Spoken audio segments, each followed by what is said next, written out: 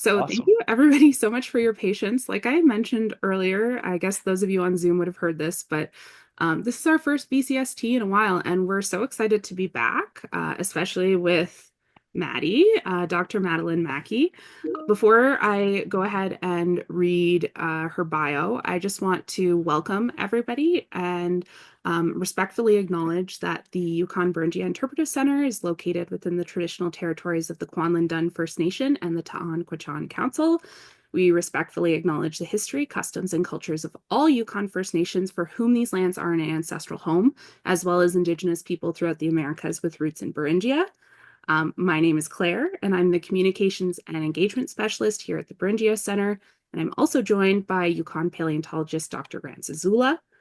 As always, we love getting your questions, but it's a lot easier for us to answer them at the end. So please feel free to add them to the comments or the Zoom chat at any time during the presentation, and then we'll try to answer as many as we can at the end.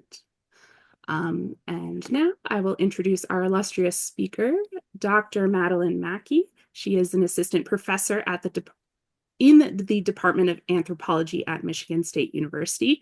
She is an environmental archaeologist who specializes in North American foragers with a particular interest in Ice Age food systems, and her current favorite Pleistocene megafauna is the glyptodon. So with that, I want to warmly welcome you, Maddie, and I'll turn things over to Grant so he can say a few words before we get started with the presentation. Awesome. Well, I'm really excited that you're here, Madeline. And the last couple of days I've had a look at some of your work online, and it's really exciting to see that you're kind of digging into this anthropology of Clovis people. And like we were talking before, often Clovis becomes this like temporal benchmark. And is it the first people in North America? Is it, that whole peopling thing? But the fact that you're kind of looking at it from this anthropological lens and trying to actually figure out, let's figure out who Clovis was. What did they do? How did they live? I love that. So I'm really excited. So let's get into this, and I'm really looking forward to hearing what you have to say. Thanks for being Great. here. All right. I will kick this off. Also saying thank you to the Beringia Center for having me. I've attended these talks before, so it's really nice to be able to give one. And it's lovely to have these kind of online and accessible for people. So as was mentioned, I am Maddie Mackie. I am a assistant professor at Michigan State, and my research is really interested, particularly in Pleistocene food systems, and I have especially been looking at that from the perspective of megafauna hunting, especially our kind of mammoths and other elephant-like species in North America. And I should acknowledge that this is something that people really drives people's imagination. If you just do like a Google search of mammoth hunting, there are so many reconstructions, some better than others. um, all entertaining, of kind of this idea of people hunting, multi-ton animals.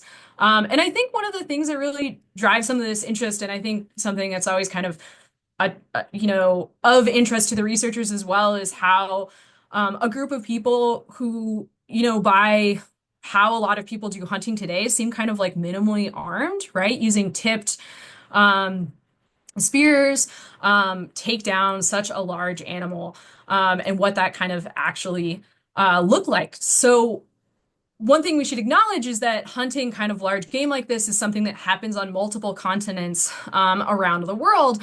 But I'm really going to be talking today about how we see this in North America, and particularly during the Ice Age, when we have some of the earliest kind of people who are calling North America home and inhabitants, and they come onto a landscape that has some of these really large game, like mammoths and mastodons and gomphotheres, that later go extinct and aren't species we see around the world today.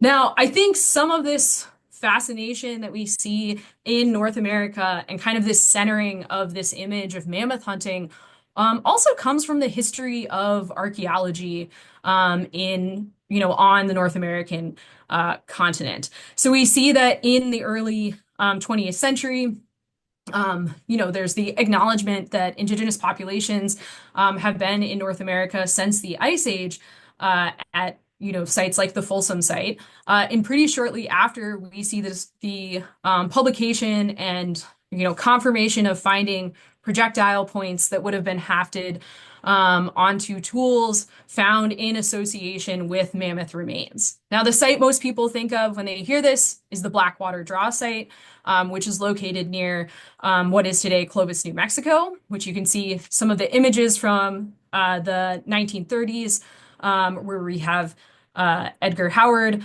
excavating mammoth remains associated with these projectile points, which we now know is Clovis points because of their discovery kind of near Clovis, New Mexico.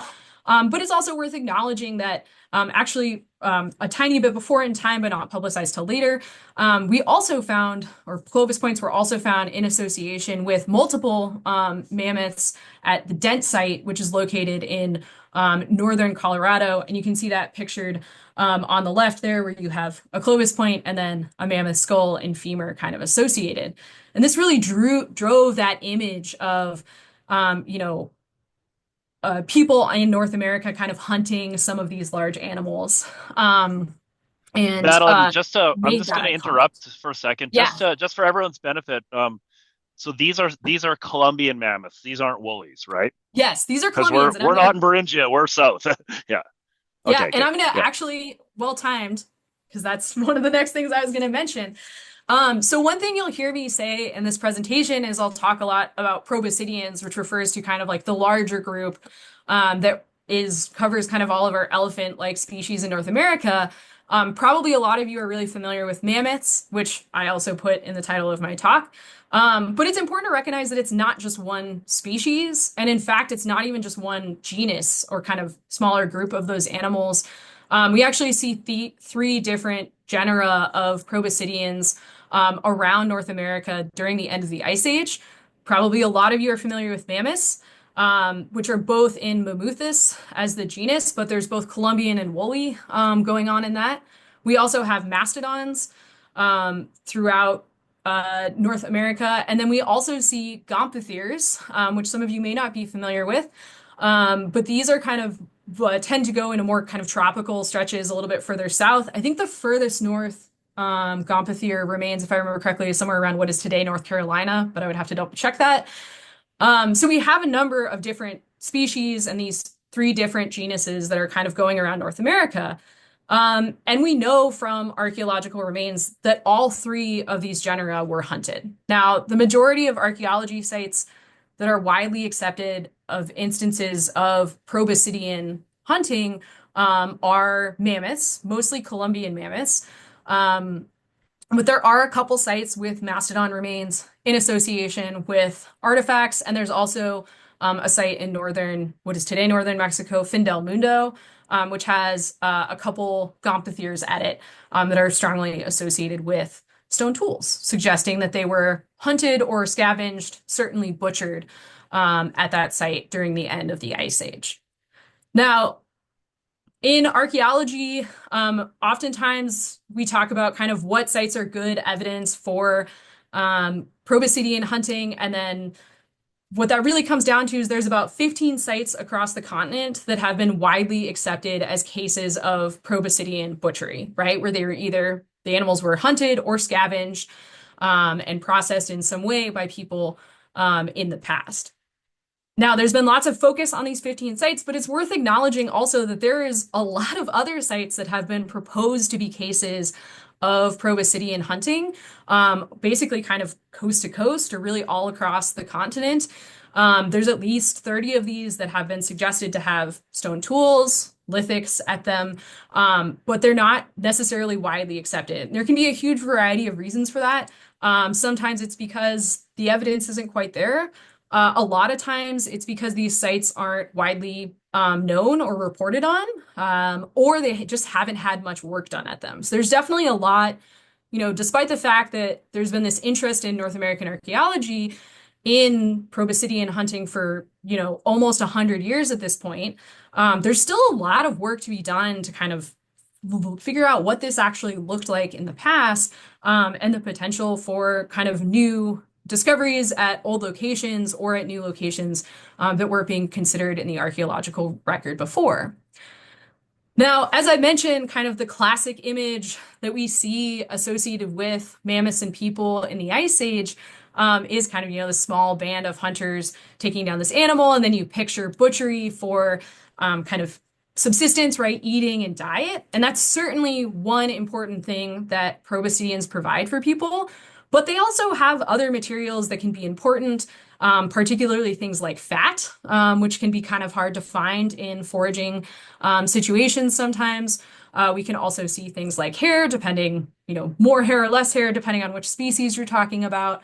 And then also the always important ivory, right? And we know that mammoth ivory is used by populations in the Ice Age, and we also see it being, can be used for long time periods after that as well, if it's kind of preserved in the right settings.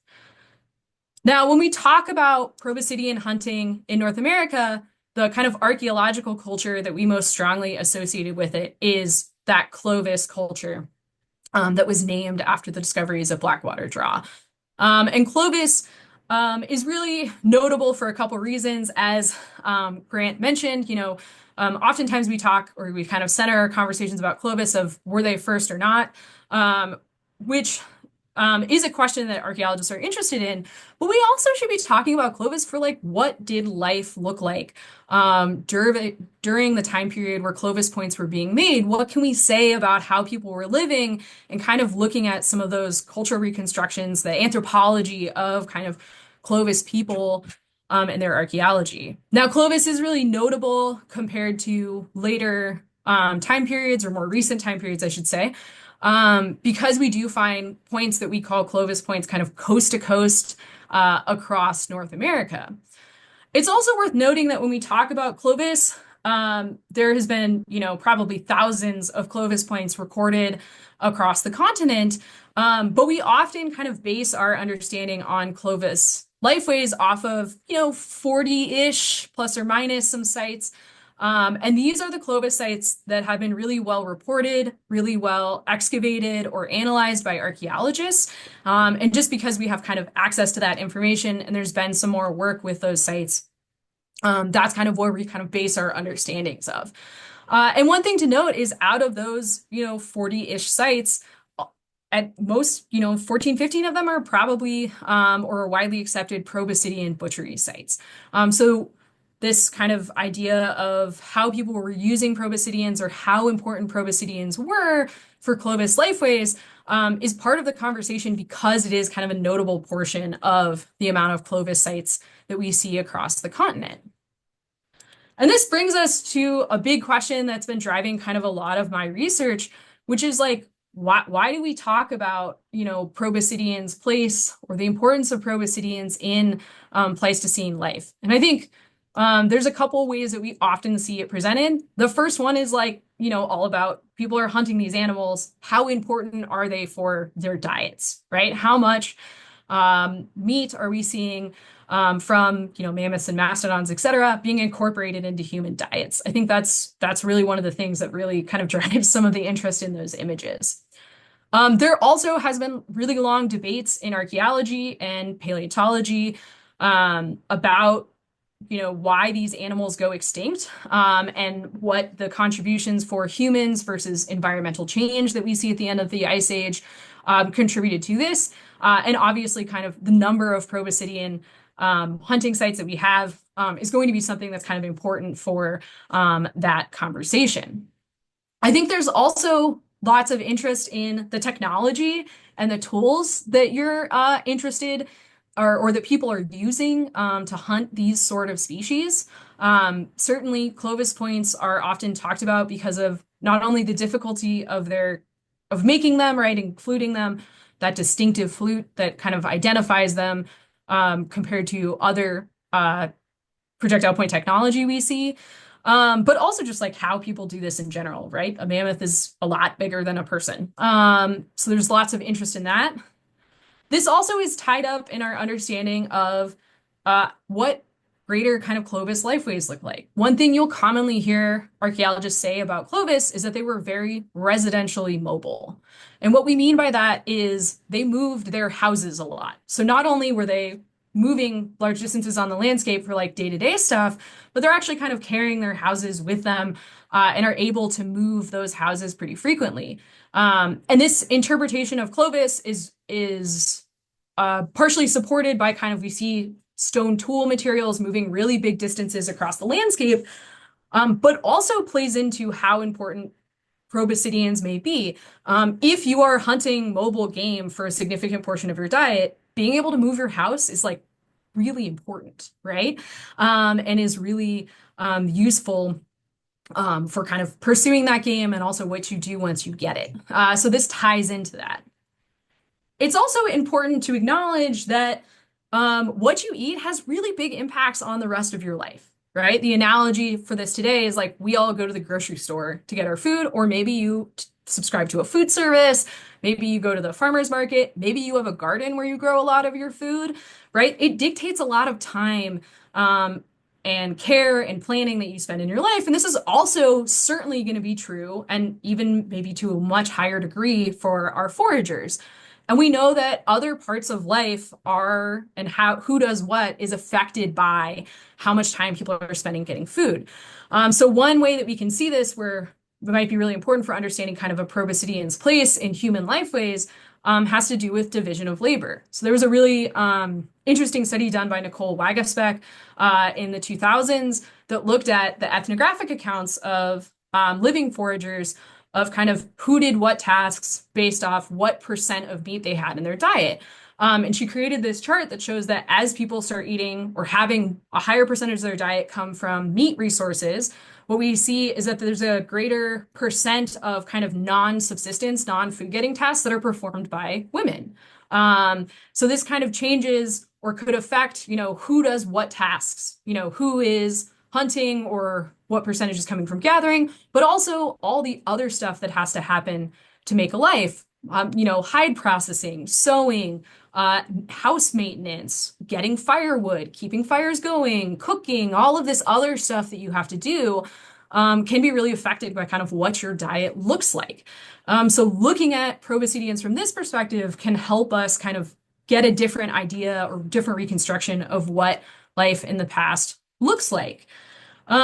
So certainly there's good reasons to talk about these kind of traditional questions we see in archaeology about subsistence, mobility, and technology, but we can also ask how can we figure out more about the past beyond just who hunts and who eats what.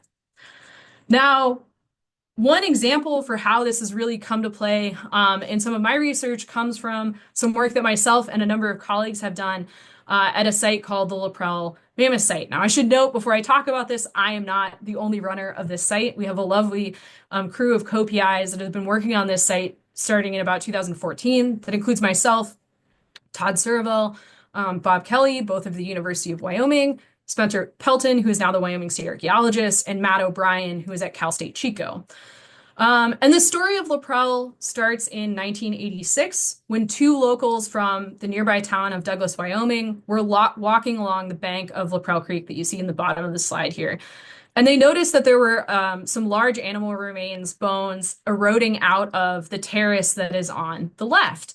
And eventually, this information gets passed to the very well-known Plains archaeologist, Dr. George Frizen, who comes out in the spring of 1987 to look around these mammoth remains and see if there's any indication of kind of cultural use of this mammoth. So in 1987, Dr. Frizen and his crew huck out a lot of dirt over spring break. The site's about 2 to 4 meters below ground, depending on where you are. And they do a small excavation around these eroding out mammoth remains. You can see some ribs pictured here. And they find the partial remains of a subadult Columbian mammoth associated with about 11 artifacts. Now, the largest of these artifacts is this flake tool that you see pictured in the upper right. And they noticed that the majority of the bones were axial elements, so kind of center of the body stuff. And in addition to finding this flake tool, they found a hammerstone and 9 tiny pieces of debitage, chips from resharpening stone tools that suggested that this animal was potentially used by people in the Pleistocene. Now, the site then actually sat until about 2014 when myself, my co-PIs, started going back out with kind of trying to specifically answer this question of, is this a culturally associated mammoth or not? Now, we originally started our excavations by kind of digging right around where Dr. Frizen and his crew had excavated, and we're lucky enough to find the original excavations and start expanding off of them. Now, there's a much longer and more complicated story to Prele that I'm not going to get into today.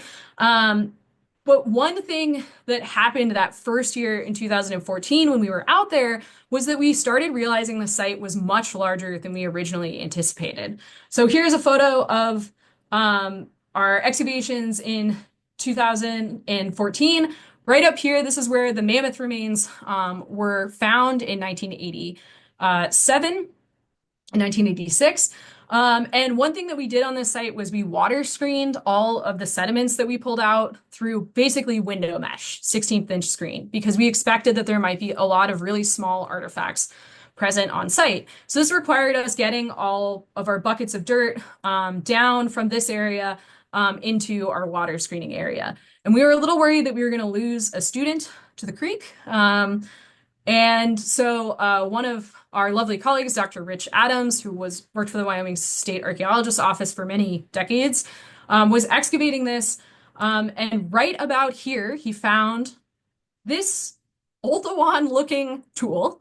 So this is probably just a river cobble from right around this area. And it just looked a little bit worked. It had a couple of flakes off of it that we wouldn't expect to see due to natural kind of processes. The other thing that was notable about this is that the geologic place that it came out of was very fine-grained deposits from really gradual flooding of the site, which is what caused the site to be buried.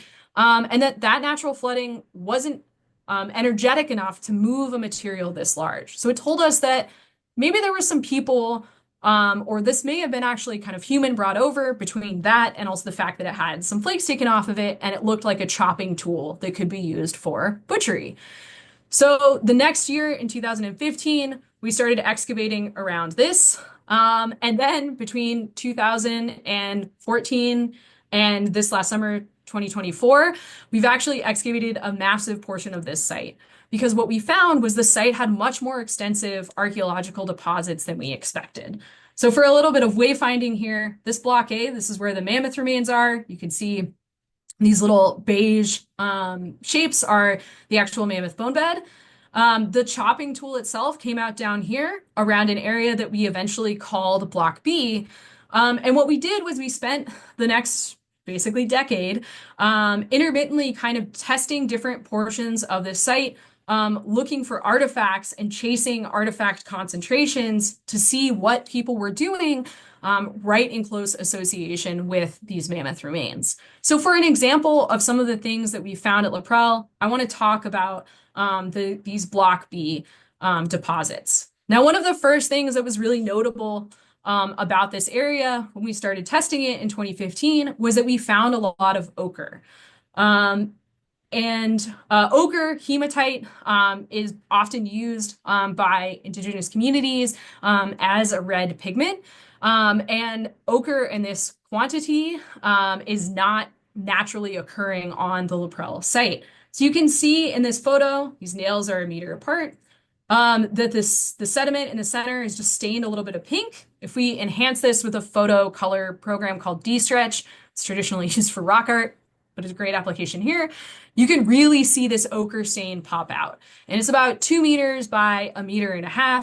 And along with actual kind of dirt sediment that was stained pink, we found tens of thousands of little tiny nodules of ochre all over this area that indicated kind of a human presence. In addition to the ochre stain, we also found a small variety of stone tools. So you can see our chopper here on the left, and then various flake tools. You can kind of think of these as general kind of cutting edges, etc. On the right, we also have a little end scraper, which we traditionally talk about these being associated with hide processing. This one's fragmented, probably from fire. But this kind of set of stone tools that would have been used for activities around the camp.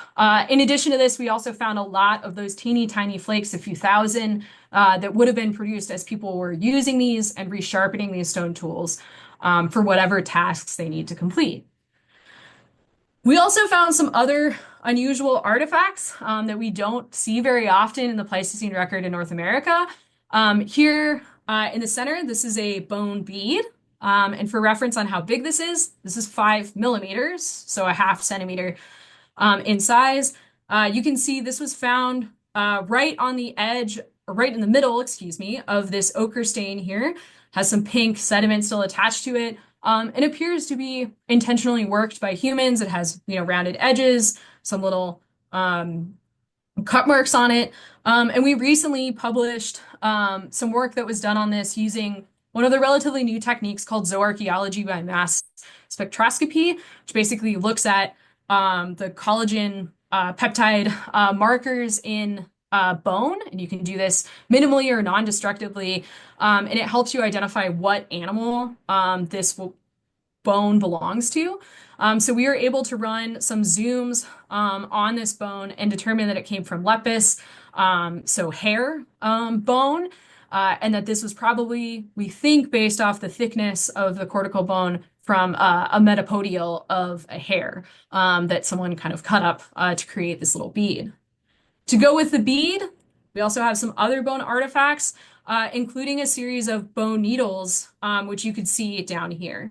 Now, in total, we believe we have at least 4 bone needles from across the site based off their size and their location on where they were found. And we also have 2 bone needle preforms, which are basically kind of headed towards being a needle but never quite got there.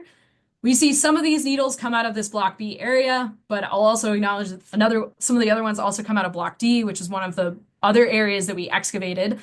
And once again, we also ran zooms analysis on these, and we found that they're from kind of a variety of different species. We have some more hair that is being used. We also excitingly have vulpes, which is red fox, that was being used to create these needles. And then also felid, so some sort of cat bone that was used for one of these as well. We can't quite get down to which specific felid species it was, but it's probably something, either a lynx, cougar, bobcat, or the Myrionyx, which is extinct cheetah. You just can't differentiate them at the moment with the current techniques. But definitely something kind of unexpected, one of the more surprising things, because, I think a lot of times on these mammoth sites, we think about the mammoth, not the other species. There's also something really interesting about this in that all of these species that we see here and with the bone bead are fur-bearing, right? These are animals that would have thick, warm hides associated with them. And also, all of these are probably animals that could have been caught through something like trapping, right? Not necessarily kind of the same techniques that you would use, certainly for hunting like a mammoth. So these, one thing we can talk about with trapping technologies is those are going to be a lot harder to find in the archaeological record for a couple of reasons. One of them, they often use a lot of perishable materials, right? Things like cordage, etc., that don't preserve very well in the archaeological record. Also, you probably don't set up your trap like in the middle of camp, right? You probably set it up somewhere else, and it's just gonna be a little bit harder to see in the archaeological record. So some really interesting insights into, some bone technology that we're seeing in this time period. We also noticed some really interesting patterns going on with the archaeology that we found in this portion of the site. And most notably, this came in the sense that there was serious spatial patterning to the materials that were coming out. The first way that we noticed this was that we had some materials that were burned. Particularly, we had some burned bone, and also lithics that had indications that they had been really hot. So lithics, when you get them hot, they fracture. Specifically, they also craze, cause these little microfractures. They can change color. And we were seeing indications of this in our lab processing.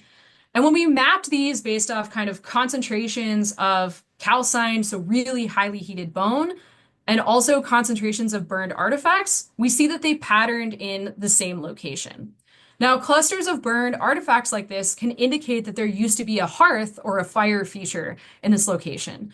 Now, we didn't see any charcoal concentrations or oxidation, discoloring, or anything along those lines in this location, but that may not be that surprising given the kind of geologic context of the site, and also the fact that this is probably a relatively short occupation, so it may not be preserved very well. To kind of confirm that this actually might be a hearth area, one other technique we used, which was a technique that was developed by Todd Sirival and Nicole Wagasbeck at the Barger Gulch site in Colorado, was we looked at the distribution of artifact densities, so number of artifacts versus the percentage of burned artifacts. And they've been arguing that basically when you map these two out, if you have a place that is an interior space, so an inside space that has a hearth, you should see this wedge-shaped distribution where you have lots of units that have a relatively low artifact density with high percentages of burned artifacts, and a lot of units that have a lot of artifacts in them, but not that many burned. But if you have a hearth, you should have a location that has a lot of artifacts in one place with a lot of burning, right? Which is basically where kind of those artifacts either shuffle naturally into that place or are kind of placed there by people because you don't want to step on them or whatever, right? As you're kind of cleaning up. And that's the exact distribution that we see at La Prele. And in fact, it's in almost the exact location of these kind of other two indications. So we now have three different lines of evidence that tell us that there was a fire feature in this Block B.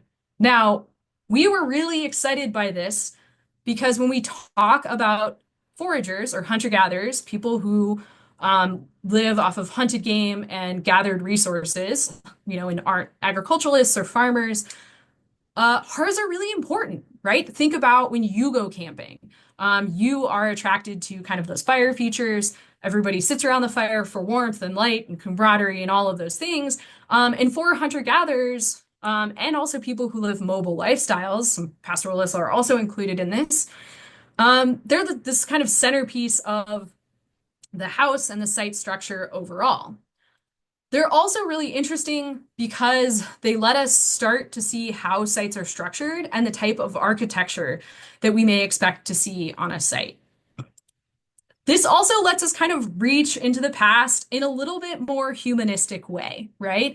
Certainly, all of this is based off kind of our scientific methods, et cetera, but there's something really relatable about talking about how a site is structured around a hearth feature and what people are doing around that space and how that plays into kind of their lives. Now, one of the things that I mentioned in this is that we can start seeing architecture. And the big way we can see this is we can look at artifact distributions to see if a space is interior versus exterior. So basically, if there's a superstructure over it.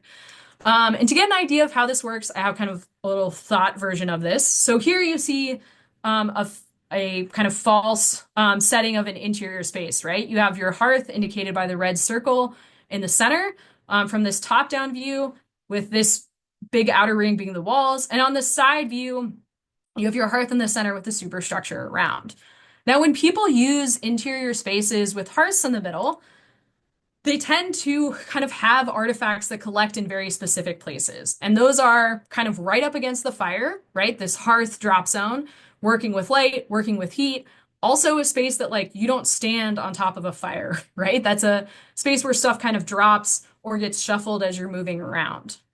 So we have that first area. On the opposite side, when we talk about kind of right up against the walls of an exterior space, we end up with what we call the barrier effect. So basically, you can't shove an artifact through a wall.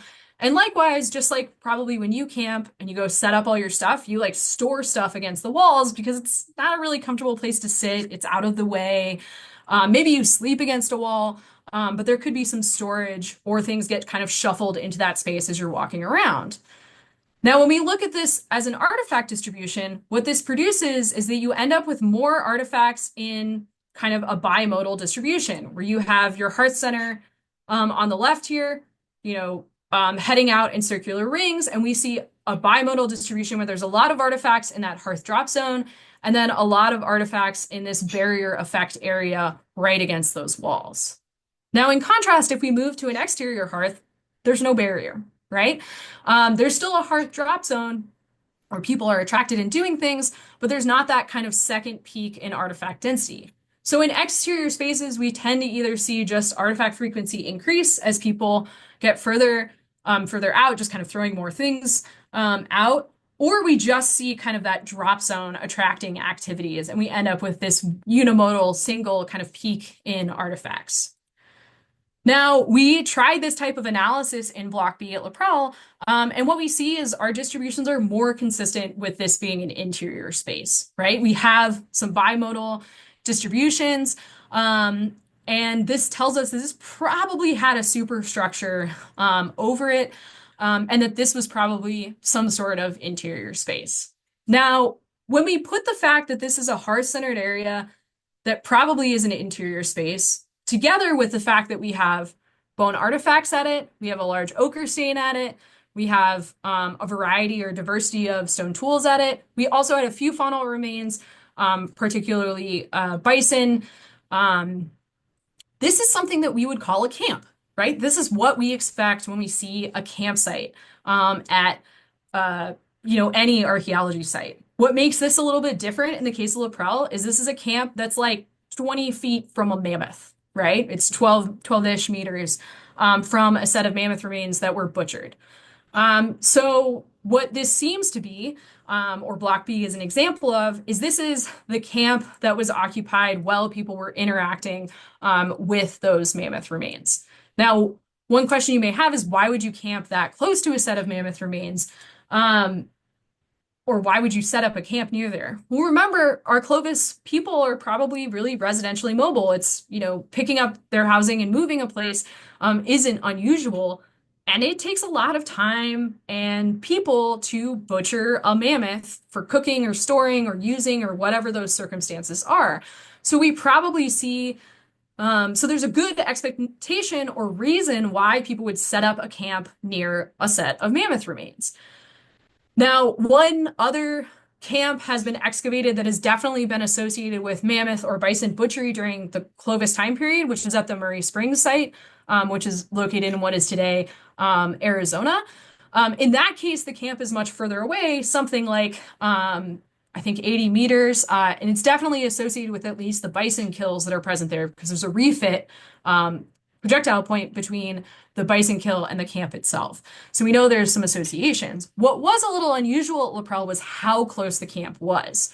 But there is some ethnographic precedent for this. There's been some ethnographic recordings of foraging communities that hunt elephants or other large species, like the example that you see pictured here from the 1980s in Central Africa.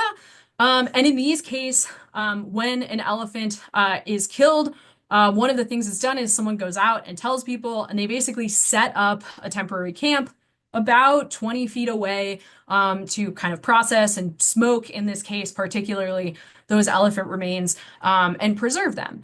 So there's definitely some good reasons why we could see this pattern. And also it poses this kind of new thing that we can start maybe looking for at some other sites where we should expect to see kind of these camp associations really close in spatial proximity to Proboscidean kill sites. And this isn't necessarily a totally new idea. Murray Springs was excavated previously and shows this, but there's also something different about looking for a campsite that could be up to 80 or 100 meters away versus like 10 to 15 meters away, right? That's just the amount of area you have to look archaeologically is kind of a different scale in those settings. Now, Block B at Laprelle is just one example of kind of one of these areas we've excavated.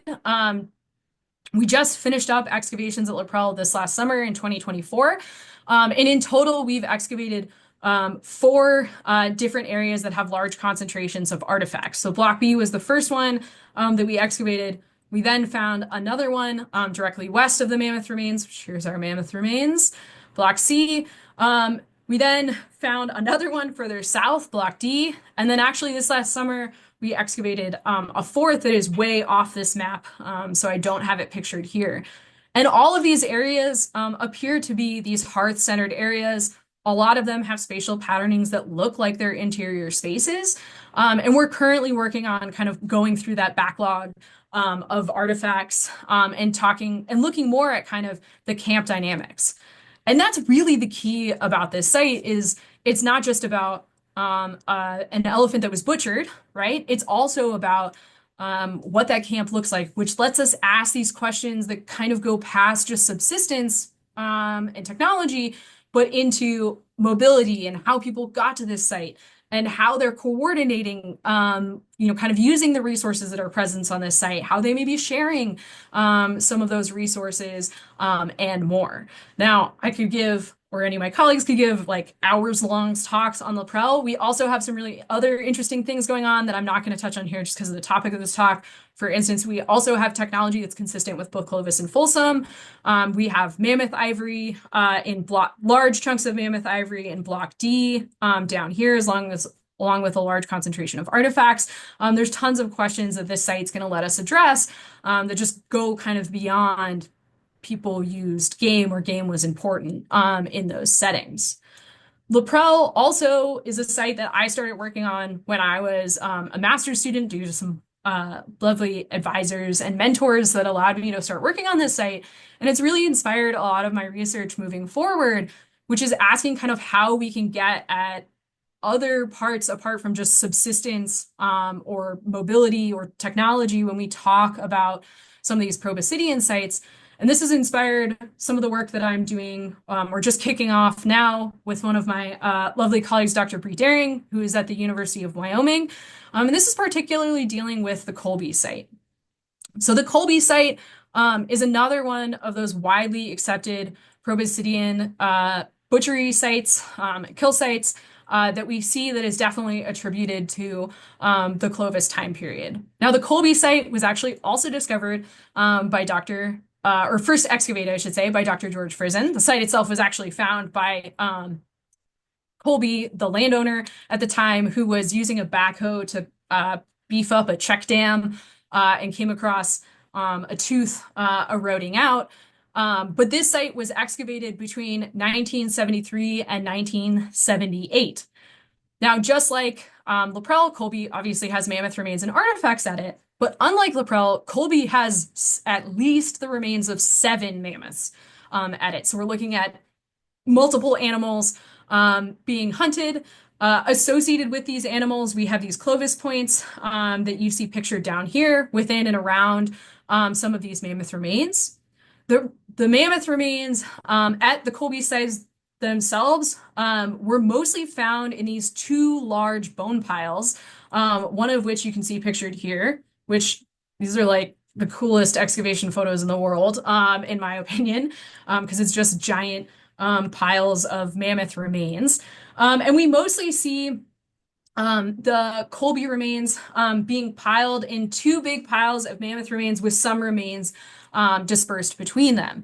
We see definitely some adult Columbian mammoths at this site, but we also see very, pretty small baby, early juvenile mammoths at this site as well. So this is, suggesting that this is probably a herd in these cases where we see kind of located in these 2 different piles. Now, the original interpretation of the Colby site is that these piles were created by people as frozen meat caches.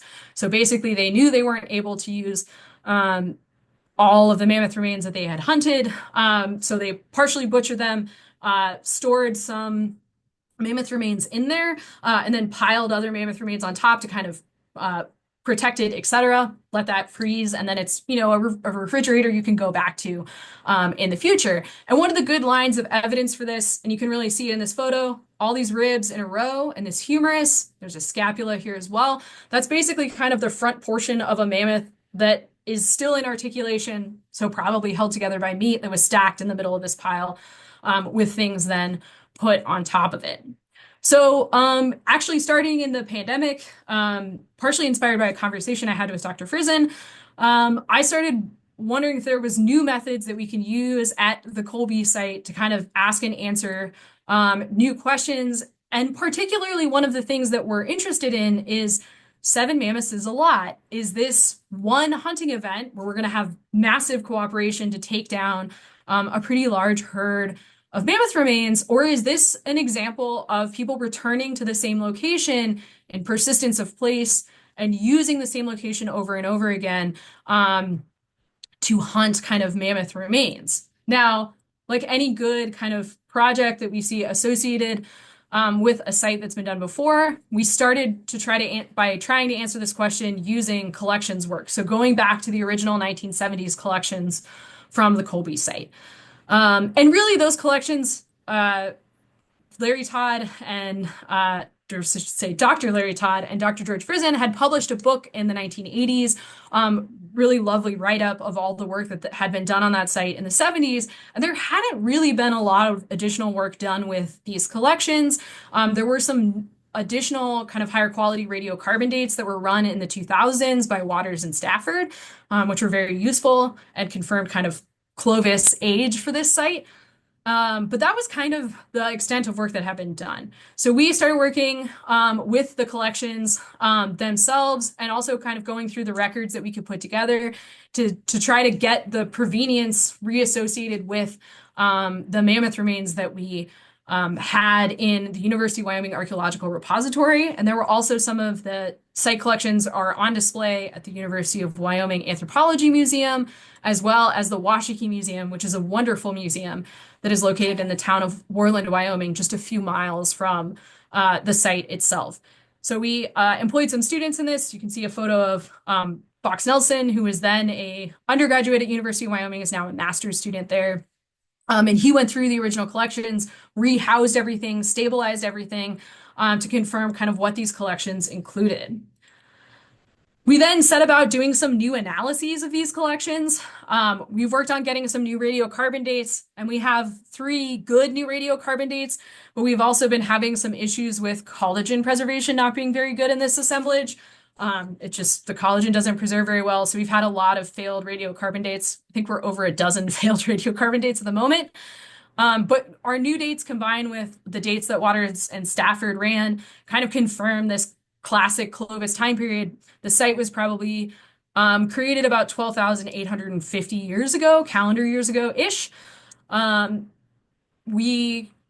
This is really useful for giving the age of the site. It doesn't help us figure out if the site was kind of created through multiple events or not, because the radiocarbon dating just doesn't have a small enough time range to tell us that. So one other tool we turned to was looking at some of the stable isotopes associated with the enamel in the mammoth jaws that we have from the site. And we've done some preliminary work with this. We're currently working on writing some of this up. But by looking at strontium and oxygen associated with some of these teeths, it's leaning towards this being a multiple kill site where there's kind of at least 2 different herds, or it seems like there's different herds of mammoths that were hunted in kind of seemingly different events at these sites and kind of added into the site assemblage. But we're still doing some more work with this, so that's kind of some preliminary results that we're seeing. Also, as Bree and I have been working on this project, we started realizing that there was definitely some good reason to go back to the Colby site itself, and that some additional work on the site could really benefit our interpretations of how this site was created and how it was used by Pleistocene people, more than 12,000 years ago. So with the support of the current site landowner, which we are very thankful for, in 2024, we did our first field season out at the Colby site since 1978. So the first work in nearly 50 years. And we're kind of attacking this site with a combination of ground penetrating radar and also auguring. So our goal is working on identifying where the original excavations were exactly located, because georectifying those maps, we map things differently now than we did 50 years ago, very understandably. And we're also working on figuring out what deposits are left on site that could have intact archaeology in them. So we're using the GPR to find and identify the old excavations, and also maybe see, GPR sometimes can identify features or, it would be lovely if it could also identify mammoth bone, but that might be a little pie in the sky. But we have some lovely work being done by geologist Dr. Kelly Moran, working out on the site using GPR. And then we're following that up also with augering. So just basically, you can kind of think of it as sticking little pinholes in the site, looking to ground truth some of the geology that we're seeing with the GPR, stratigraphy showing on the GPR, and then also seeing if there's any artifacts present, which is going to tell us where these intact deposits are. So we've already done one summer of fieldwork out on site. We were able, we think, to identify some of the old excavations, produce some new maps of the site, and also identify that there were definitely portions of the site that were left intact. And in fact, Frizen in the site manuscript says that they left portions of the intact for future portions of the site intact for future research. It's just a little ambiguous on where those are, but we think we're getting them nailed down. So there's some potential to find additional archaeology at this site that can give us some new insight into what was going on. So obviously there's a lot more that kind of goes into this research and what you can talk about in 40 minutes. But one thing that I kind of want to drive home is that we have a lot more to learn about like the place and importance of Proboscideans in Pleistocene lifeways, right? That reaches certainly talks about some of these classic questions that are really important, like subsistence, etc. But we also can see past that into things like cooperation and sharing and campsites, and massive hunting events versus persistence of place, that speak to some of those kind of humanistic aspects of life in the past. There's also lots of value, as many have acknowledged in the past before, about how new methods can help us give new interpretations from old sites, which both Laprelle and Colby are examples of that, certainly. And how there's lots more to be done at a lot of these classic sites, and also at sites that may have been proposed to be Proboscidean butchery sites, but we don't know for sure or not, because that is how Laprelle started in 2014. We obviously know just with the spatial extent that we have that there's a lot more going on in that occupation than we imagined when we started in 2014. And it was a little bit of luck and a lot of sweat and hard work and many, many, many, many, many students that have really helped us kind of figure out some of those patterns. But there's so much more to be done. So the last thing I'll mention is that projects like this are never done in isolation. I've mentioned some of my major kind of co-PIs on some of these projects, but there are literally hundreds of people beyond that who have helped at the Laprelle site and also at the Colby, kicking off at the Colby site as well. So I'm always indebted to the students, the professionals, the friends, and the colleagues who come out to these sites and help us do this sort of research. And of course, also always major thank yous to our funders. We've had work at the Laprelle has been supported by the Wyoming Cultural Trust Fund, the Frizen Institute, National Geographic, Quest Archaeological Research out of SMU, and the NSF. And Colby has been really supported by the Frizen Institute as well. And we're incredibly thankful for it. So with that, I will be grilled. Maddie, that was a fantastic talk. Thank you so much for your presentation. And I love the way you're so clearly well spoken and you can explain this stuff to a general audience, and you keep, scientists like me and many, many, many others interested. So this is, fantastic. I love this. What a great talk. Thank you. I know we have a whole bunch of questions, and that's always a fun part. And with that, I usually get to ask the first question because that's my job, I guess, right? Yeah. As the co-host of this circus. So, I wanted to get you to talk a bit about, we have humans as a member of this late Pleistocene ecosystem, right? They're Mhm. just one of those carnivores, you could say, as part of this whole system, right? And I want to think about this in sort of a system because I was really curious about this issue of, a group of people dispatch a mammoth, they kill a mammoth, and then they build a house 20 feet away from it. Well, we also know there's short-faced bears and wolverines and dire wolves.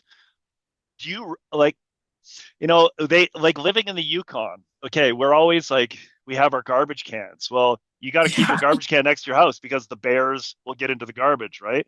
So Hmm.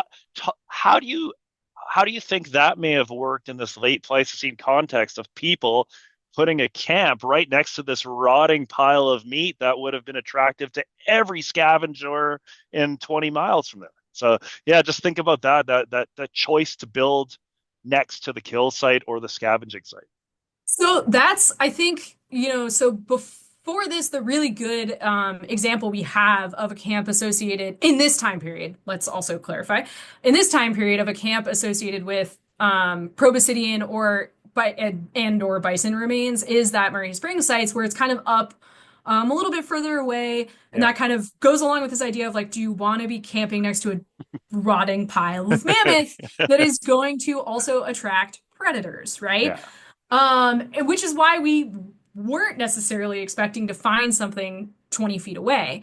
But you can also flip that in the sense that Wyoming is cold today, and certainly was cold in the Ice Age. Totally. And It's if, really high elevation. Like that's you can substitute elevation for latitude, right? yeah, and if it is, although this isn't the highest, the site's at about 4,000, I think 4,500 feet, if I remember correctly. But if it's freezing or frozen, that probably pulls out the stink factor, and your presence would maybe discourage the predator factor. Yeah. So one question that comes out of that is what season is this? And when in the year is this happening? Now, seasonality at archaeology sites is tricky. Yeah. And it's something we're working on at the site, and we don't know for sure what it is. But if this was a cold season, that may actually be why we see kind of that close association in this case. And I think Colby offers an interesting counter, also, or kind of piece to that question, which is if there is, are those frozen meat caches? If that is what that is, that confirms that as kind of a cultural practice associated with this circumstance. And one of the things, one of the other reasons we're doing the GPR inaugurating is to see if there is a big concentration of artifacts immediately around the Colby site that would be indicative of something like a camp. Now, one of the challenges with that associated with Colby is the site setting is very different. It's in an old arroyo. And so the possibility is that the camp may not have been in the arroyo, in which case it may not have been buried. So we're working on doing some of the geology and geoarch of the area to see if that's the case. So we don't know the answer yet. I have a guess, but we'll see what happens. Yeah. But Greg, that's one of Greg, the other questions, yeah, Greg McDonald just commented on in the chat here that this issue of predation and scavenging of a kill beside a like a residential structure has implications in this the discussion of dog domestication, because if you had a dog around, that may keep the scavengers away, right? So I think that's a really cool kind of little piece to that story, right? Yeah, and so one thing to say about Leprel and dogs, we haven't found any canid remains, with the exception of the bone needles being red fox, which is vulpes, but whatever. We don't have any indications of carnivore damage on any of the bones of Leprel. So if there were dogs there, they probably weren't free ranging. Because you would imagine that you would see more carnivore damage in that case. So it's a little bit of a but there's one way we can definitely approach that. Okay, then I know there's lots of other questions because I'm being greedy right now, and maybe somebody else, but I'm excited. Just because you're fairly, you're inserting yourself in this story of Clovis and megafauna. You have to talk about this topic, please, please, please talk about extinction. I want to know. Give me your opinion. Does On on it. Clovis and extinction? I'm going to put you on this hot seat, and you have to put your flag in the ground right I now and will stake your place in the discussion. So tell me what you think. flag in the most unsatisfying places that people hate me to plant it Yes, during this yes, discussion, which is it's I love it. probably both. Like I'm really in camp. I mean, I think it's I think there's a lot of really interesting research that needs to be done. We frankly really need a lot more radiocarbon dates on a lot of different Pleistocene species. Like of all the Pleistocene species that are the best dated for when we last see them, and there are problems with last appearance dates as well, mammoths are like way above and beyond everything else, right? Yeah. So, let's just talk about proboscideans and human role in them. And I think I think there's good evidence that climate is affecting them. I don't think they would necessarily like be around today if people hadn't been hunting them. But I suspect that humans had a hand. If that was like a tap or a shove, I think there's still some work to be done on that. And that is one of the things that I didn't get into the details of too much today. We often, one of the big kind of discussion points of that is 15 or 14 sites enough to say that humans had a strong hand when we have like thousands of mammoth sites across the country? Yeah, And non-archaeological mammoths. There's thousands of non-archaeological them. Thousands. paleontological mammoths. Yeah, And my response to that is how many of those sites were dug in a way that we could see if people were there? totally. Or reported in a way that we would know. And I think there's a lot of really interesting work to be done at sites that have been proposed to be associated with humans, or even maybe just were recorded because of whatever, and going through and seeing how were they excavated, what was found with them, what's the geology, because and I've done a little bit of research on like what are the chances of an artifact and a mammoth dying on top of an artifact, and the chances of that happening by chance alone are like pretty small. Not impossible, but pretty small. So we shouldn't be treating those sites as cases of not. They should be treated as cases of we don't know, right? Which is not necessarily satisfying, but is interesting in like things that we could do in the future. Good answer. I like it. Good job. That's awesome. Claire, a few questions from the Facebook. You want to Oh jump in yeah. there? You Right guys have come on. up with some fabulous questions. Like we have a Uh, very long question section. So we could be, honestly, we like could we'll hang try to out, get through as many as we can, but if we don't have time for everything, I apologize to everybody, but put on a pot of Well, coffee. Let's sit here and talk for a few yeah. hours. So one that I thought was interesting is from John on Facebook, and he said, "Is there any data indication of the season of the La Prelle camp kill/campsite?" so we are working on trying to figure that out. One possibility is we do have some larger, which I was recently talking to some people who are on the call about this. But we have some larger chunks of ivory, and we're going to see if maybe we can use that to figure it out. And we're working on kind of some other final analysis that may be able to tell us for sure. At the moment, we're not close enough that I'm willing to make a serious call on it. But it's definitely something that's on the mind.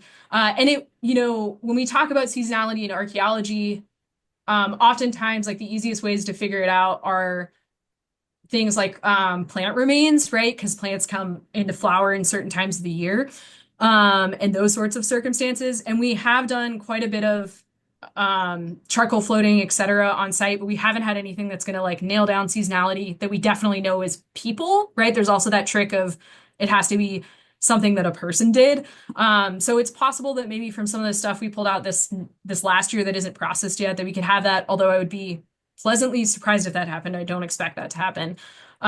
So basically the answer at the moment is we can't officially say. I think there's some interesting arguments for it to be in some of the colder seasons, certainly, but it would be nice to have um, some archaeological indicators that would like confirm that. So the very unsatisfying, I can't tell you for sure, but there's some interesting potential. Is there anything sedimentologically at the site, within the sediments that would indicate season? I'm even thinking like, your high elevation, it's like younger, driest. There might be frost cracks in the sediment profiles, from Well, permafrost. so one thing Because I you're didn't not far from touch, the Laurentide ice sheet. You're not yeah. far. It's going to be cold. You might have permafrost there at that Well, briefly. so one thing to note about the site, and I didn't get into it today just for time's sake. You can literally talk about April for hours. Is we do have some bioturbation on site. And we've published on this quite a bit. And there is some kind of vertical dispersal of artifacts going on, and it's very patterned in a way that suggests kind of single occupation, everything being associated. But that was actually one of the reasons why, when we went back in 2014, we weren't sure if it was culturally associated or not, was because someone had said, hey, is there elevation differences between, very rightfully, the artifacts and the mammoth remains? And now that we've excavated so much more, have a lot kind of more profiles to work of geologically, we can say like, look, like this looks like it's all associated. Um, so stuff like that, we can't like, and the other thing is there's a lot of just kind of dispersed charcoal across the site, and a lot of it's probably natural. So like when you find a Mm, chunk of charcoal, you can't be like person. totally. It's a Yeah. little trickier. Yeah, that's, I'm thinking like season, climate again. Greg McDonald's asking about fuel sources. Like if they're living inside in a some sort of a hut and there's a hearth, um, this is the late glacial, high elevation, not too far from the lower Dynasty. There's probably not a lot of woody material, probably not a lot of trees around. So So what are we've they done, burning? Are they so burning? So he's asking if there's any, if you could look for evidence of mammoth dung burning, like concentrated phytoliths in near the hearth with grass, yeah, some and grass. so we have never found any sedimentological indicators of a hearth, right? So like the classic answer for that is you collect the hearth film and you float it. Yeah. And we haven't been able to we only see hearths based off like burned artifact distributions at the moment, and they're like clearly centers of concentration of activities. We have collected a lot of, and actually Bob Kelly, who's on this call, did a lot of this. He spent like days just floating stuff. Because we were especially for Block D, we took a ton of float samples just across the entire thing to see if we could get some kind of plant indicators going on and if there was patterning to some of the charcoal. And we're still having some of that analyzed, but it's coming back as uh, betula, like scrub stuff. And Yeah. basically it's stuff that isn't present on site any or in today's, but it's within about 15 miles of site. So it's shifted, like the vegetation line is shifted up in elevation a little bit closer to the foothills. Well, mountains actually in that case. Mhm. But it's not like something that it's not a totally unique ecosystem compared, at least in that case. And we haven't had intensive phytolith analysis or pollen from directly on site. But that's something that we're kind of talking about doing for these cases, but it's going to be tricky to, it's hard to, we can say what that looks like in the time period the site's occupied, but not like the exact day the site is Yeah, occupied, right? totally. So this is kind of a good lead in to another question we had. This one's from Shelby on Zoom, and she said, "What kinds of research do you expect to see in the future that are more related to the kind of lifeway anthropological questions that you mentioned?" And she also says, "Hi, Maddie, great talk." Yeah, Shelby was one of our excavators on site multiple summers actually. Uh, so some of the anthropological things, I mean, I think some of the things we're doing at Laprelle, looking at dynamics between some of those hearth-centered areas, are going to be able to tell us about sharing of different resources across the site. We also have some really interesting patterns going on in lithic raw materials. So we see that lithic raw materials and where those materials come from are really patterned on site. So Mm. for instance, around Block B, which I talked about in the ochre stain, a lot of those lithic raw materials are from the Hartville uplift, or appear to be, which is about 50 miles down the Platte River, which is right next to site. And I saw someone asked about the ochre that's at site, and they mentioned the Powers 2 site, which is also in the Hartville uplift. And we had a student do some analysis of the ochre, and the ochre is most consistent with Hartville uplift ochre from the Powers 2 site, which we know was used during this time period. So it seems like a lot of the lithic stuff, the stuff is coming from that. In Block C and also kind of our new area, Block E, we have some overlap in lithic raw materials, but also some very distinct lithic raw materials in those areas. In Block C, we see stuff coming from what is today Southwest Wyoming and moving into the site, which suggests some interesting things about maybe people coming together in this location, and also how things are kind of being shared. Yeah. So that's one example of some of the differences we see between the hearth-centered areas. One of the things that potentially is being shared is almost all of them have some sort of bison remains in them. Hard to say if it's exactly the same bison. But the fact that we have bison, in different hearth-centered areas, it could be one or two bison from the same event kind of being spread. So that's kind of one example of how Laprelle can kind of, the fact that Laprelle has a camp lets us ask these questions that like kind of get a little bit deeper into Ice Age life. Well, Obviously, I think the dream would be you find a camp at another site, yeah. right? And you get another comparator. In this case, I have no idea. I would love for it to happen. Hopefully. Well, But what that's Takes some time. What about the basic anthropological question is how did they hunt mammoths? Like, are you gaining any insight? Like, that's the basic question. Were people Yeah. hunting? Because, I'll remember when Alan, Brian, and Ruth Gruen took me out to some proposed early sites back when I was a young student. They would always say, people weren't hunting mammoths. They were scavenging them. That's kind of what I grew up thinking, right? So Hmm. you want to talk a bit about that because really the Yeah. evidence for killing mammoths is, there's not a lot of it. So tell me about, evidence for killing versus scavenging, and how do people with sticks and pointy rocks kill beasts that big? Yeah, so there's a couple of things that are really interesting about this. And I should say, when we talk about Prele, we often talk about it as a butchery site because uh, we don't know, right? Yeah, yeah, And we don't have, the line where people draw that is often, do you have a projectile point in the bone bed? Which sure. there's good reason for that. And so people often kind of talk about those being more kill sites versus scavenge, but determining kill versus scavenge is really difficult. Yeah, And some of the better arguments I have seen for it, or like how we could maybe differentiate those, are some works that people like Gary Haynes, who's retired out of Reno, or Catherine Krasinski, who've worked a lot with like butchery marks on elephants and making Gary Haynes particularly has made some, and some of his other students have made arguments that like you butcher a stiff, so like an old carcass different than a fresh carcass, and that maybe you could use that. Now, the challenge for that with mammoths is you can also butcher a mammoth without leaving marks, and marks don't always preserve. So it's there's again yeah, one of there's so those. much meat on those leg bones. You don't even need to cut right down to the bone to get a steak, No. right?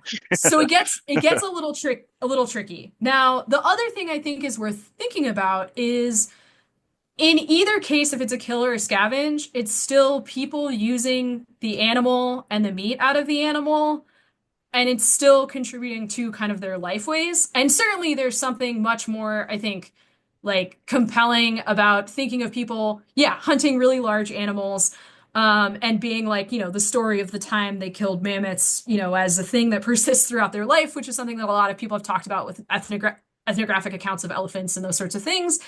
But also at a certain point, like it's still people using these fauna. So I don't think, and maybe this is biased by the fact that maybe some of the sites I'm working on are scavenge sites, but like both of them tell us important things. And if we can't answer that question, that doesn't mean that it's not still important for kind of understanding the larger system. As far as how people did mammoths or hunted mammoths, it's so hard to tell.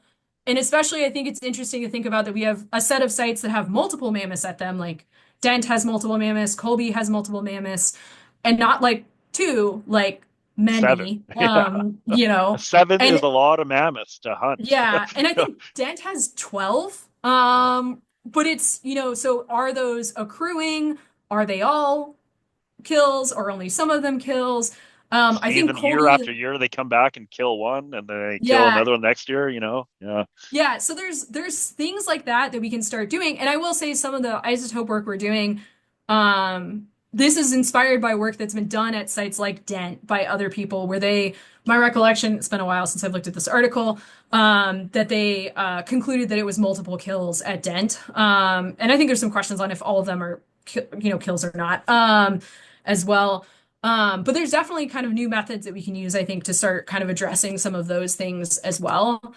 A lot of the mammoths we find are associated with water, but so are natural elephant kill sites, or death sites, I should say, not kill sites. So if that plays into how they're hunted or not is a little bit of a trickier question than you may imagine, when you think about how people find sites and where elephants naturally die and all sorts of things. So, Awesome. So I just want to do a quick check-in, since we're sitting at 12:22 Yukon time right now. How many questions do you feel like you have time to? Because I don't want to keep you all day because I know you got going on. She's gonna need a nap after this. I can definitely answer a few more. Okay, All So right, this right is no one on. great. I is love no one is banging down my office door. Okay. This So is great. This is so much fun. Thank you. I do have one question from our manager here, Susan. She was wondering about the completeness of the site given the river cut. Has the landform been cut off? Yeah, is there stuff downstream? Like, are you finding things downstream?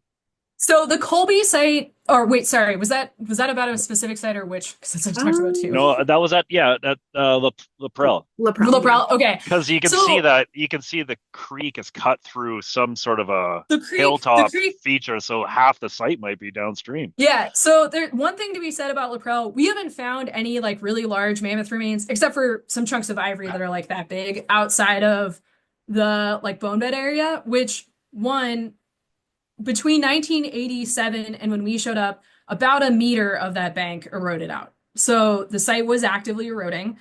Oh, The site was found because it was actively eroding. So, like one question that we often get is, have you found like the limbs or kind of the meatier bits of the mammoth? And as far as we can tell, the mammoth was laying with its limbs towards where the creek is. And so probably a good portion of the mammoth went down the creek at some point in the past.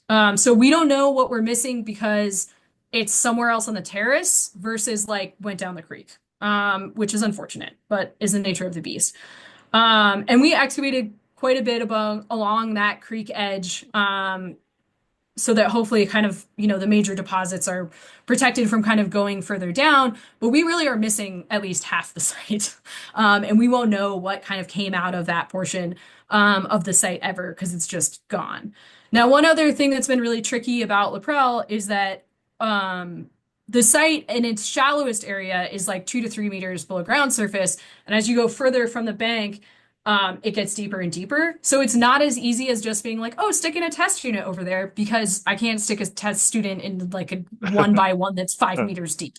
Um, and so we've been doing this through a combination of like backhoeing and test units, like through the archaeological levels in, but it definitely makes it a little bit, it's not as easy. Another thing that we did, and one of my collaborators, Spencer Pelton, just first authored a really interesting article about this with all of us, is we did this massive auger campaign in 2021 and or 22 and 23, where we put in like 180 augers across the entire landscape, and screened all the archaeological levels to see where we would see artifacts and bone fragments from across. And we figured out that the site is way bigger than we knew. It spans really long distances and basically that entire terrace. So there's a lot left kind of to the site that we're not going to know until it gets excavated. And at the moment, we're not planning any future excavations because we have 10 years of data to put together and publish and kind of answer that. But there's definitely additional deposits at that site for sure. As far as how the landform has changed, I mean, it's definitely changed to some degree. I didn't show any photos of it today. If you look at the site from a different perspective, there's a giant railroad trestle that's beautiful, historic railroad trestle in the background of the site. Obviously, a lot of earth moving happened for that. We don't exactly know what that looked like and how that influenced what the site, kind of what deposits were intact or not. So there's definitely been some kind of historic movement of dirt in that area as well that potentially kind of have affected. But the terrace itself has been present and stable for a long time, for thousands of years. The top of the terrace is a few thousand years old. So I may have wandered in that answer. I apologize. I mean, it's all interesting, so we're here for it. Grant, do you want I'm to gonna, take? yeah, I was just well, I'm gonna ask a question too. Like, one of the things about the Clovis and Proboscideans, and I want to think about the Upper Paleolithic, right? In the Upper Paleolithic, it's obvious people are obsessed with megafauna. Like they depict them on cave walls, they carve them, they make figurines of mammoths, and mammoths were the most impressive animal on the landscape, probably. Why don't we see that sort of artistic tradition of mammoths in the New World? Why don't we see that in North America? People carving mammoths, drawing mammoths, figurines, paintings. Why aren't we seeing that in North America? I mean, there is some. Yeah. There's definitely a few. And I don't But it's minimal. It's remember. not like across It's Eurasia. it's literally like a couple, right? Yeah, like why? Um, and I think there's a couple reasons for that, but I think most of them are probably due to taphonomy. You Just think so? like taphonomy being like what happens to stuff between, for audience members, what happens to stuff between someone leaving it and an archaeologist finding it, right? And I think, when we look at a lot of those imageries of mammoths that we see in the European Paleolithic, and my impression, and I don't know if this is accurate, a lot of them are in caves. Totally. Yeah. That's impressionistically been my impression. Yeah. Yeah. Yeah. Um, and those are really good places to preserve rock art, right? Yeah. And imagery and those sorts of things, and also really good places for things like carvings, etc., to be preserved. And so my suspicion is that that probably has to do with different environments and different settings where those things would be preserved, in the sense that we don't have big cave deposits in North America, which we can have like there are people who have talked about this from an archaeological and also geological perspective, on how that affects what we see. Totally. But I think that's probably the biggest contributor is just like preservation in those senses, and that we just may not have the kind of type of deposits that preserve those materials like we see in the European Paleolithic. Not a lot of limestone caves kicking around, I guess, but Especially like giant dark caves, like you see yeah, a lot of that stuff coming out of. Like we don't have that in North America. totally. Okay, so I think we have time for maybe about two more questions. So Grant, do you have one more and then I'll close things out with my question? Yeah, well, Jenny's asking about trapping, for some of these fur-bearing animals. Like, what do you think? Is there any evidence for trapping? What kind of method? Those would have been probably using cordage that would have, I not I just survived, or I yeah, just suspect that it wouldn't have yeah, survived, and also like you don't trap.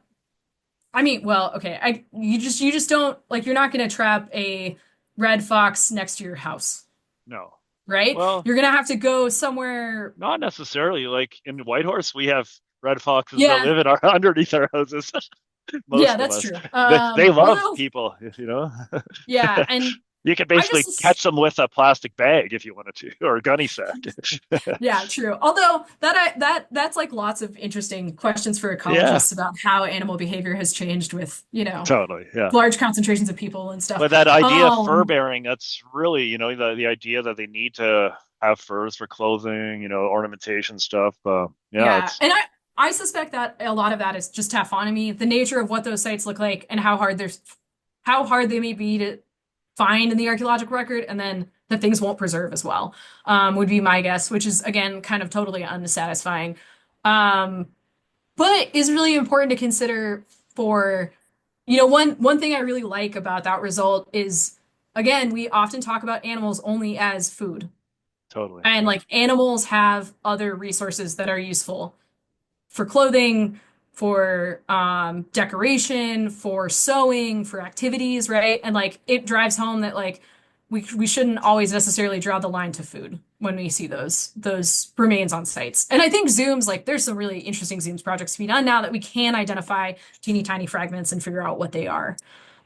So that's a whole different field of research that's really opening up in all different timescales and regions that'll be really interesting to see come through.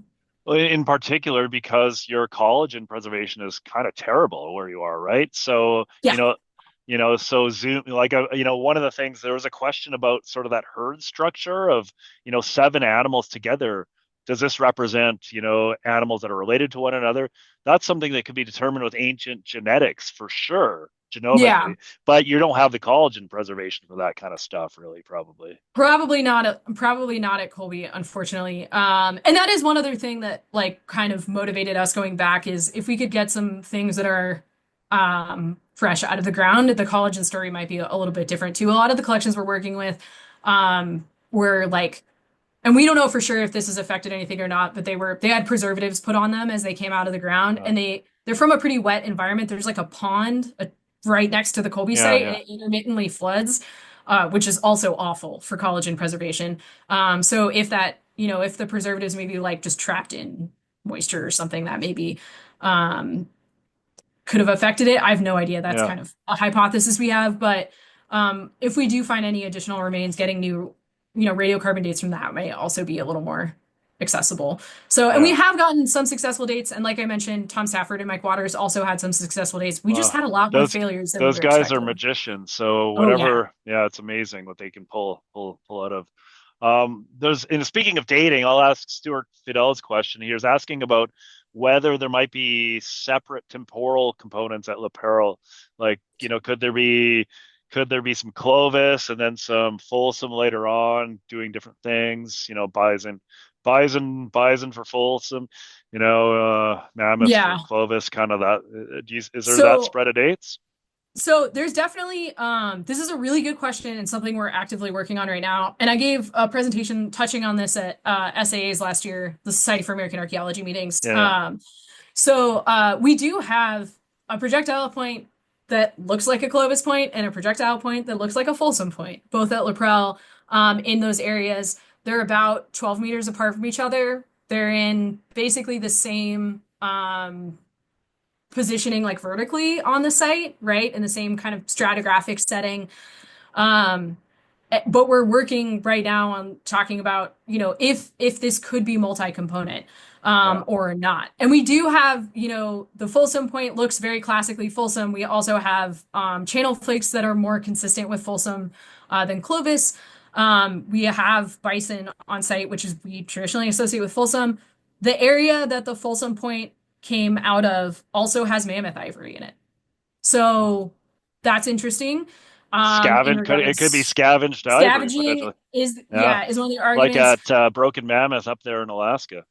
Yeah, and one other thing to say about that is the site that I think kind of lends itself towards maybe it being single component in addition to the verticality stuff is that the site is really well spatially organized, right? Like if it's a site where we have a palimpsest, these distinct kind of hearth-centered areas um, maybe would be overlapping more, right? Because it's not present anymore. So basically, I think there's when we put all this together, there's kind of two options for this. It's that there is, it's a fulsome scavenge of mammoth is one option.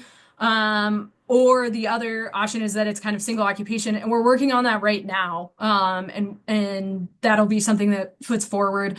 Our working hypothesis has been it's single component, but we're it's a hypothesis. We're working on does the evidence point to that or not. So definitely something to look forward to more out of Laprelle. I will say I think either answer is really interesting, Yeah, totally. right? I like it's one of those things where it's kind of one of those sites where there's so much going on and it's really important in either case. Although it could change the story a little bit about how we talk about it. And one thing that I've definitely thought about is what I still think it has a lot to say about how we approach Proboscidean sites, regardless of what the answer is, and the potential for looking in spatial proximity around mammoth remains for additional deposits. So definitely a great question from Stu Fidel, and very like I 100%. The only reason I didn't cover it in this is it's hard to cover that and anything else in a talk. So I had the mammoth hunting You could direction instead of the like mammoth, like the Laprelle temporal question. chronology, Yeah, radiocarbon chronology question. issues. So I didn't gloss over it because it's not important. I believe me, I think it's super important. I Well, headed a different direction. we'll So, have you back maybe next year after you have some more radiocarbon and we can start teasing some of this stuff apart maybe. oh, and Absolutely. I should also say the other thing to directly answer that question, the Loprel collagen dates on the actual mammoth remains also have been a little all over the place, which we have published on previously. Some of those remains are well preserved, some of them aren't. We have a pretty wide span on those, and it's getting tricky with the how precise you can get radiocarbon dates to tell what it is. Yeah. So we'll have more coming out on that soon, hopefully within the next, soon in the academic scale. Soon. Awesome.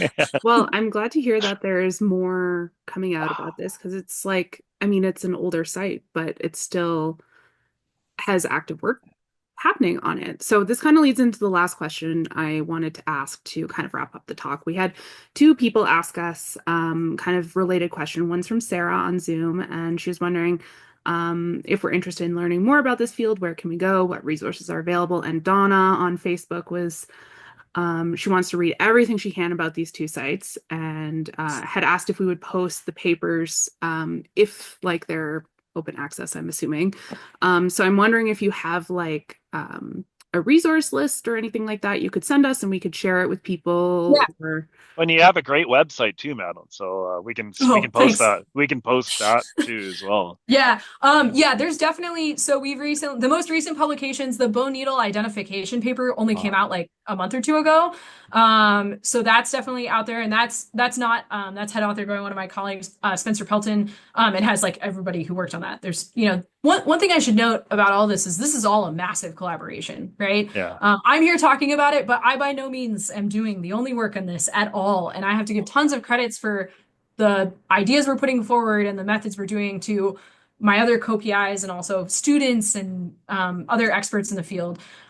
So like the bone needle and the bone bead paper, we can also put together, we have some summaries about the site that we've done that don't necessarily include everything from the last couple years, but I can pull those together and send them to you all if you're interested. Because there's, especially Prele has been published quite a bit. Colby, we've just really kind of been kicking off the last couple years. We're currently working on writing up some of our first results and hoping to get those out within, get them under review soon.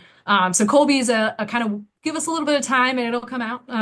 But Prele is definitely starting to roll out the results now. perfect. So we'll Well, share that I out don't, with you. you're saying this is a collaboration, Madeline, but I don't want you to, you're doing amazing stuff here. And I think it's really important to say this too, that so often Clovis studies and as Paleo-Indian studies in America have been dominated by middle-aged white guys. And it's really nice to hear somebody other than a middle-aged white guy talking about Clovis. So I'm glad you're becoming a rock star in this field and doing incredible work and having your place to have that space to talk about this stuff in a different way because this kind of work needs a new lens and I think you're bringing it. So congratulations. That's very, very kind words. I do my best. There's certainly, I'm always working to do more and do better, and I do my best. I think it's really interesting, and I think, I think one thing to say also is this really attracts the public attention in a way that I think is really important for highlighting that we have a lot of archaeology of the indigenous populations of North America, and it often really gets, I think, not as much attention in the public sphere just because it's not like temples or tombs and that kind of stuff, right? But it's incredibly important for recognizing the people who have been calling this place home for, tens, more than 13,000 years, and also their descendants that continue to call this place home. So I really appreciate the opportunity to do it, and I do my best. Thank So. you. Thanks for saying Yeah. that. That's great. Thank you so much for joining us, Maddie. And thank you, everybody who joined us online for this talk. We'll be back with another Beringia Center Science Talk hopefully soon. And we'll make sure we share all those details on our social media. If you folks are on our Beringia Center Science Talk newsletter, you'll also get a notification about our upcoming Beringia Center Science Talks that way as well. And when we um, have the next one coming up. I hope all of you can join us again, but if not, we do try to share a lot of these on our Facebook page, and we're hoping to get some of them up on our YouTube channel as well. So if you guys would like to watch this presentation again, you will be able to watch it back. I know there's a lot of great information in it, and I think I am going to have to watch it again as well. So thank you again. Thank you. And yeah, well, Yeah, thank you everyone for joining us today, and thank you again, Madeline. And looking forward to hearing more about your work in the future. And yeah, congratulations on all the great things you're doing. Thanks. Thank you.